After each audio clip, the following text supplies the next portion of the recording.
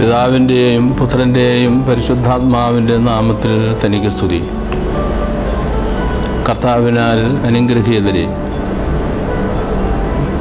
മാതാമറിയം മീഡിയയിലൂടെ ഈ വാക്കുകൾ ശ്രദ്ധിക്കുന്ന എല്ലാ സുഹൃത്തുക്കൾക്കും വിശ്വാസികൾക്കും 2000 വർഷങ്ങൾക്ക് മുമ്പ് ബേത്ലഹേമിലെ പുൽത്തൊട്ടിയിൽ പിറന്ന നമ്മുടെ വീണ്ടെടുപ്പുകാരനായ രക്ഷിതാവായ യേശുക്രിസ്തുവിൻ്റെ നാമത്തിൽ വന്ദനം. എല്ലാവർക്കും അനുഗ്രഹീതമായ ക്രിസ്തുമസ് നേരുന്നു. ഈ സന്ദർഭത്തിൽ വിശുദ്ധ മത്തായിയുടെ സുവിശേഷം 1-ാം അധ്യായം യേശുക്രിസ്തുവിനെ പേർ വിളിക്കുന്നത് സംബന്ധിച്ച് 2 വാക്യങ്ങളിൽ പരാമർശം നമുക്ക് കാണാൻ സാധിക്കും. കർത്താവിൻ്റെ ദൂതൻ പ്രത്യക്ഷനായി യൗസേപ്പിനോട്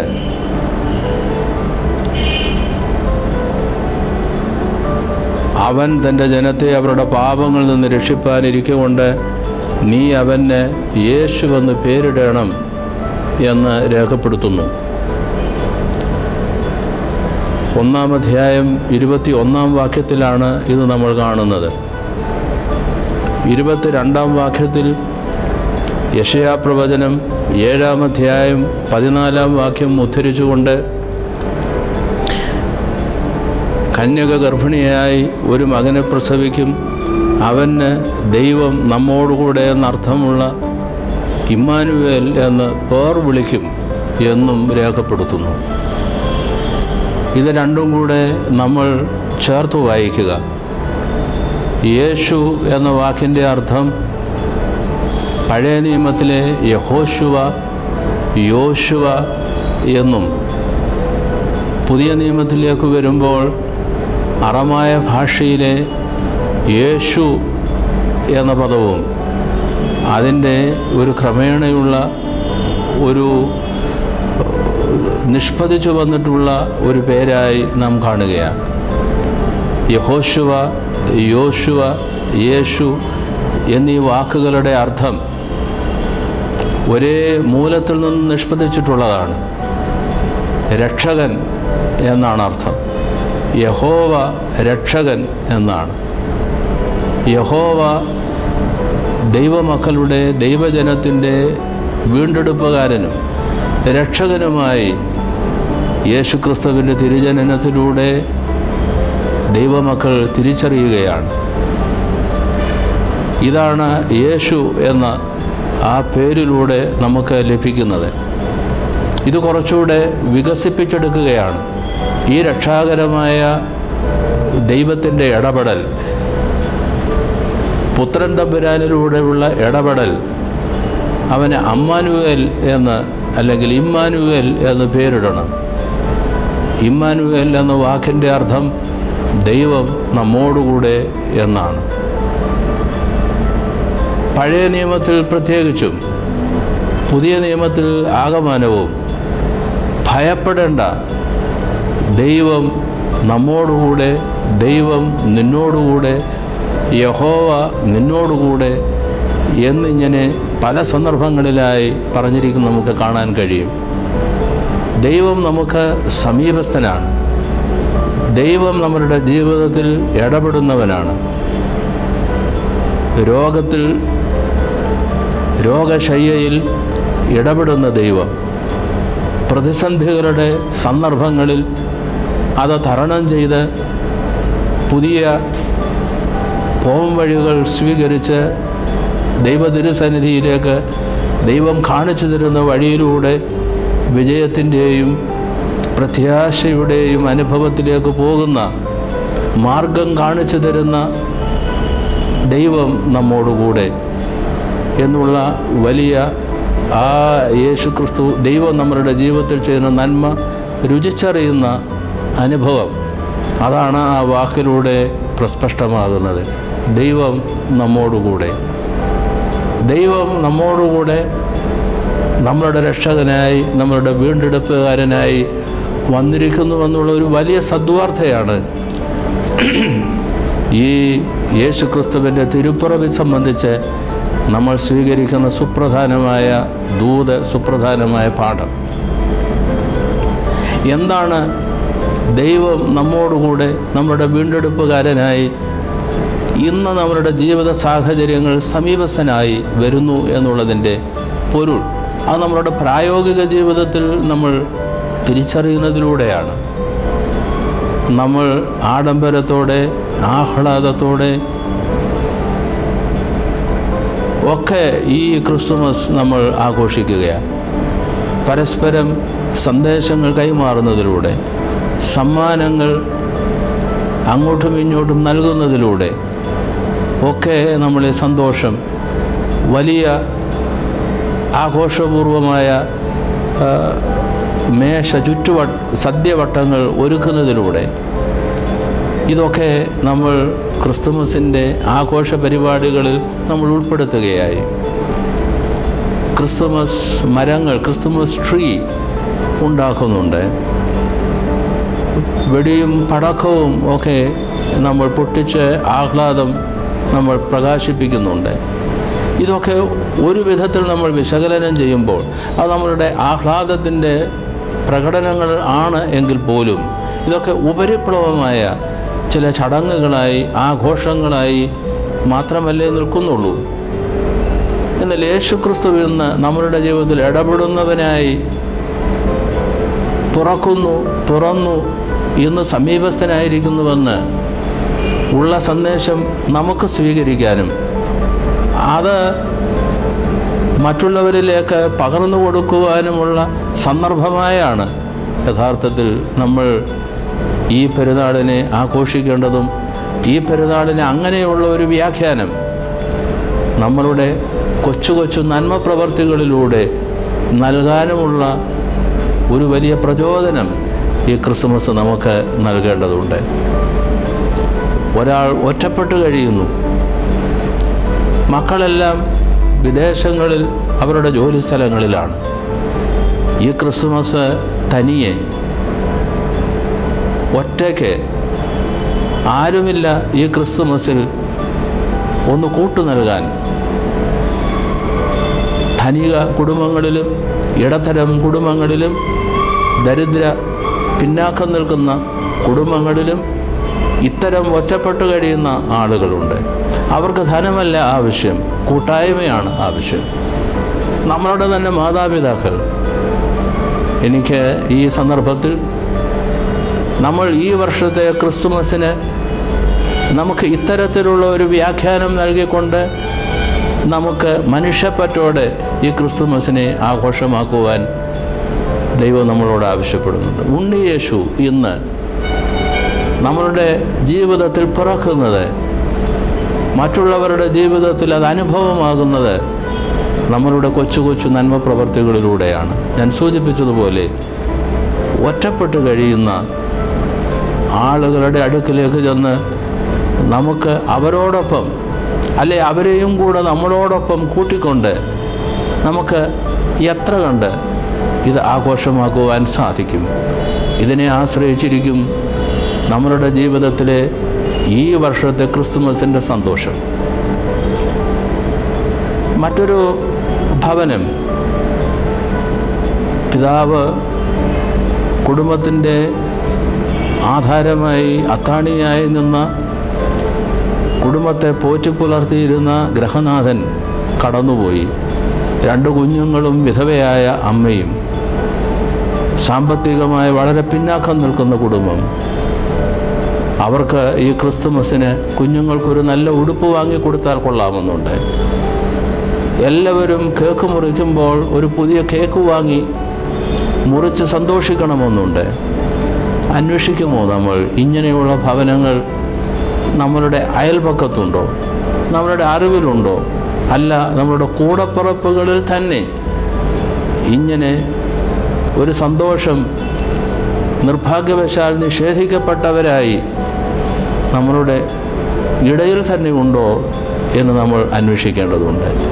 ഇപ്രാവശ്യത്തെ ക്രിസ്തുമസ് ദൈവം നമ്മോടുകൂടെ ആ ഭവനം ഇത് രുചിച്ചറിയുന്നത്, അനുഭവിച്ചറിയുന്നത് നമ്മളുടെ ഇടപെടലുകളിലൂടെയാണ്. ദൈവം നമ്മോടുകൂടെ എന്ന് ആ നിർധന കുടുംബത്തിന് അനുഭവമാകുന്നത് നമ്മൾ ദൈവത്തിൻ്റെ മക്കളായി യേശുക്രിസ്തുവിൻ്റെ തിരുവവതാരത്തിൻ്റെ പൊരുൾ പ്രായോഗിക ജീവിതത്തിൽ ഈ കൊച്ചു നന്മ പ്രവർത്തികളിലൂടെ വ്യാഖ്യാനിക്കുന്നവരായി അവരുടെ മുമ്പിൽ ചെന്നുപെടുമ്പോഴാണ് യേശുക്രിസ്തു ഇന്ന് എൻ്റെ ജീവിതത്തിൽ ഇടപെടുന്ന വലിയ ദൈവമാണെന്ന് ആ നിർധന കുടുംബത്തിലെ ആ അമ്മയ്ക്കും പാവപ്പെട്ട കുഞ്ഞുങ്ങൾക്കും ബോധ്യമാവുക. ഇത് നമുക്ക് ഒരിക്കലും മറക്കാനാവില്ല. അവരുടെ ജീവിതത്തിൽ സന്തോഷവും പ്രത്യാശയും പകർന്നു കൊടുക്കുവാൻ നമുക്ക് ബാധ്യതയുണ്ട്, കടപ്പാടുണ്ട് എന്ന് ഈ ക്രിസ്തുമസിൽ നമുക്ക് നമ്മെ തന്നെ ഓർമ്മിപ്പിക്കാം. വേറൊരു മൂന്നാമതൊരു ഭവനം, അർബുദം ബാധിച്ച്, ക്യാൻസർ ബാധിച്ച് കുടുംബത്തിന് ആധാരമായിരുന്ന പിതാവ് കടന്നുപോയി. 4 മക്കളെ കൊടുത്തിട്ടാണ് ആ ഗൃഹനാഥൻ കടന്നുപോയത്. വാടക വീട്ടിലാണ്, എങ്കിലും അന്തസ്സോടെ കഴിഞ്ഞ ഒരു കൊച്ചു കുടുംബം. കുഞ്ഞുങ്ങൾക്ക് നല്ല വിദ്യാഭ്യാസം, ബുദ്ധി വൈഭവമുള്ള കുഞ്ഞുങ്ങൾ. പക്ഷേ ഗൃഹനാഥൻ കടന്നുപോയ ആ വേർപാടിൽ പൂർണ്ണമായും ദരിദ്രമായി തീർന്ന കുടുംബം. അവിടെ നിന്ന് ഒരു കുഞ്ഞിനെ നമ്മൾ സ്വീകരിച്ച് അവരുടെ ഭവനത്തിൽ തന്നെ താമസിച്ചു കൊള്ളട്ടെ, അവർക്ക് വിദ്യാഭ്യാസത്തിന് ആവശ്യമായ കൈത്താങ്ങൽ നൽകുവാനുള്ള ഒരു തീരുമാനം. അങ്ങനെ 1-2 പേരെ നമ്മളുടെ സാമ്പത്തിക സ്ഥിതി അനുവദിക്കുന്നതനുസരിച്ച്, അത് എത്രത്തോളം എന്ന് നമ്മളുടെ ഓരോരുത്തരുടെയും സാമ്പത്തിക സാഹചര്യം വിലയിരുത്തിക്കൊണ്ട് നമുക്ക് അതും കൂടെ ഈ പുതിയ വർഷം ബജറ്റ് ചെയ്യാൻ നമുക്ക് സാധിക്കേണ്ടതുണ്ട്. ആ കുടുംബത്തെ സംബന്ധിച്ചിടത്തോളം ദൈവം എൻ്റെ ഭവനത്തിലുണ്ട്, എൻ്റെ ഭവനത്തോടൊപ്പമുണ്ട്. ആ വിധവയായ അമ്മ പ്രാർത്ഥിക്കുന്നില്ലേ, തുടർച്ചയായി പ്രാർത്ഥിക്കുന്നില്ലേ, ദൈവമേ ഇടപെടണമേ, എൻ്റെ കുഞ്ഞുങ്ങളുടെ വളർച്ചയും വിദ്യാഭ്യാസവും അതിന് അവിടുന്ന് ഇടപെടണം എന്ന് നിരന്തരം പ്രാർത്ഥിക്കുന്ന അമ്മയുടെ ജീവിതത്തിൻ്റെ ആ നിമിഷത്തിൽ ഇതാ ഒരാൾ കടന്നു വരുന്നു. ഈ കുഞ്ഞിനെ പഠിപ്പിക്കുന്നതിനാവശ്യമായ സാഹചര്യം എന്നാൽ കഴിവത് ഞാൻ ചെയ്തു കൊള്ളാം എന്നുള്ള നല്ല വാക്കും അതിനെ തുടർന്നുള്ള ഒരു കൈത്താങ്ങലും ആ ഭവനത്തിലേക്ക് ചെല്ലുമ്പോൾ അവർ ഈ ക്രിസ്തുമസ് എത്ര സന്തോഷത്തോടുകൂടെ, ദൈവം നിരാലംബമായി പോയിരിക്കുന്ന എൻ്റെ കുടുംബത്തിൽ ഇന്നും സമീപസ്ഥനാണെന്ന് ആ കുടുംബം തിരിച്ചറിയും എന്നുള്ളതിന് സംശയമില്ല. ഇതാണ് നമ്മളുടെ ജീവിതത്തിൻ്റെ ഒരു പുതിയ വ്യാഖ്യാനം. ഇതൊരു വ്യാഖ്യാനമാണ്. ഒരു പുതിയ കൊച്ചു കൊച്ചു നന്മ പ്രവർത്തികളിലൂടെ നമ്മൾ ക്രിസ്തുമസിൻ്റെ പൊരുൾ വ്യാഖ്യാനിച്ചു കൊടുക്കുകയാണ്. ഇങ്ങനെ നമുക്ക് ക്രിസ്തുമസ് അർത്ഥപൂർണമാക്കുവാനും മറ്റുള്ളവരുടെ ജീവിതത്തിൽ അത് അനുഭവമാക്കുവാനും നമുക്ക് സാധിക്കുമ്പോൾ നമ്മളുടെ ആഘോഷങ്ങൾ സാർത്ഥകമായി. ഊന്നി പറയേണ്ട വേറൊരു തലവും കൂടെയുണ്ട്. ഇന്ന് നമ്മൾ ആഘോഷിക്കുന്ന ക്രിസ്തുമസ്, ഈ 2014 കർത്താവായ യേശു ക്രിസ്തുവിൻ്റെ തിരുജനനം നമ്മൾ ആഘോഷമാക്കുമ്പോൾ നമ്മൾ അന്വേഷിക്കേണ്ടതുണ്ട്, യേശു ക്രിസ്തു ഇന്ന് എന്നിൽ പിറന്ന് ലോകത്തിലേക്ക് പോകുന്ന ഒരനുഭവം ഇന്നെൻ്റെ ജീവിതത്തിലുണ്ടാകുന്നുണ്ടോ? യേശു ക്രിസ്തു നിങ്ങളിൽ ഉരുവാകുവോളം പ്രസവവേദനപ്പെടുന്നവരായ എൻ്റെ കുഞ്ഞുങ്ങളെ എന്ന് ഗലാത്യരോട് പൗലോസ് അപ്പോസ്തലൻ ചോദിക്കുന്നത് വളരെ പ്രസക്തമല്ലേ? യേശു ക്രിസ്തു ഇന്ന് നിങ്ങളുടെ ഉള്ളിൽ ഉരുവാകുവോളം ഞാൻ വളരെ വേദനപ്പെടുന്നുവെന്നാണ് പൗലോസിൻ്റെ സാക്ഷ്യം. പൗലോസിൻ്റെ വേദന അവിടെ അദ്ദേഹം പ്രകാശിപ്പിക്കുന്നത്. എന്താണത് അർത്ഥമാക്കുന്നത്? ഈ ക്രിസ്തുമസ് ആഘോഷ സന്ദർഭത്തിൽ ഈ വചനം വളരെ പ്രധാനമാണ്. യേശു ക്രിസ്തു നമ്മളുടെ ജീവിതത്തിൽ ഉണ്ടാവണം, സമാധാന പ്രഭുവായി ഉണ്ടാവണം. നമ്മളെ ഭരിക്കുന്ന പ്രഭുവായി, നാഥനായി അവൻ നമ്മളുടെ ജീവിതത്തിലുണ്ട്. നമ്മളുടെ വികാരങ്ങളെ, നമ്മളുടെ ചോദനകളെ, നമ്മുടെ സങ്കല്പങ്ങളെ, നമ്മളുടെ താല്പര്യങ്ങളെ, ചായ്വുകളെ സമ്പൂർണമായി രൂപാന്തരപ്പെടുത്തുന്ന, ഇടപെടുന്ന ഒരു ദൈവം, നമ്മളെ തന്നെ രൂപാന്തരപ്പെടുത്തുന്ന ദൈവം. നമ്മളുടെ രൂപാന്തരം കുടുംബസ്ഥരായിരിക്കുന്ന ആളുകളുടെ ജീവിതത്തെ സംബന്ധിച്ചിടത്തോളം ഒരു ഭാര്യ അങ്ങനെ രൂപാന്തരപ്പെടുമ്പോൾ ഭർത്താവും കുഞ്ഞുങ്ങളും, ഭർത്താവ് രൂപാന്തരപ്പെടുമ്പോൾ ഭാര്യയും കുഞ്ഞുങ്ങളും, ആ കുഞ്ഞുങ്ങളിൽ ഒരാൾ ആ അനുഭവത്തിലേക്ക് വരുമ്പോൾ മാതാപിതാക്കന്മാരിൽ ഉണ്ടാകുന്ന സന്തോഷവും ചരിതാർത്ഥവും എത്ര വലുതാണിത്! യേശു ക്രിസ്തു ഇന്ന് നമ്മുടെ ജീവിതത്തിൽ ഒരിക്കൽ കൂടെ ഉരുവാകുന്നതിനുള്ള ഒരുക്കം ഡിസംബർ മാസം 1 മുതലുള്ള നോമ്പും ഉപവാസവും അനുഷ്ഠിക്കുന്നതിലൂടെ ആരംഭിച്ചു കഴിഞ്ഞു. ഇത് അനുക്രമമായി വളരട്ടെ. ഓരോ ദിവസവും നമ്മളെ തന്നെ നോക്കി, നമ്മളുടെ ആന്തരത്തെ പരിശോധിച്ച് നോമ്പും ഉപവാസവും അനുഷ്ഠിച്ചുകൊണ്ട് ഒരുങ്ങി യേശുക്രിസ്തുവിൻ്റെ തിരുജനനത്തിൻ്റെ ഉത്സവത്തിനായി, ആഘോഷത്തിനായി നമ്മൾ സ്വയം സമർപ്പിച്ച് മുമ്പോട്ട് പോകുമ്പോൾ നമ്മളുടെ ജീവിതത്തിൽ ഒരു പുതിയ അധ്യായം നമ്മൾ തുന്നിച്ചേർക്കുകയാണ്, എഴുതി ചേർക്കുകയാണ്. യേശുക്രിസ്തു എന്നോടുകൂടെയുണ്ട്, എൻ്റെ വീണ്ടെടുപ്പുകാരനായി, എൻ്റെ നാഥനായി, എൻ്റെ നടത്തിപ്പുകാരനായി, സമൂലമായി എന്നെ രൂപാന്തരപ്പെടുത്തുന്നവനായി. ആ രൂപാന്തരത്തിൻ്റെ അനുഭവം ഒരു തിരുവട്ടമായി വന്ന് ആ തിരുവട്ടത്തിൻ്റെ പ്രകാശ വലയത്തിലേക്ക് തന്നോടൊപ്പം നിൽക്കുന്നവരെ വിളിച്ചടുപ്പിച്ചുകൊണ്ട് ഒരു വലിയ ഒരു ചുറ്റുവട്ടം, പ്രവിശാലമാക്കി ആയിക്കൊണ്ടിരിക്കുന്ന ഒരു ചുറ്റുവട്ടം അനുക്രമമായി ഉണ്ടായി വരും. ഈ ഒരു വലിയ അനുഗ്രഹം ഉണ്ടാവട്ടെ എന്ന് പ്രാർത്ഥിക്കുന്നു. നമുക്കിത് ആഘോഷമാക്കാം.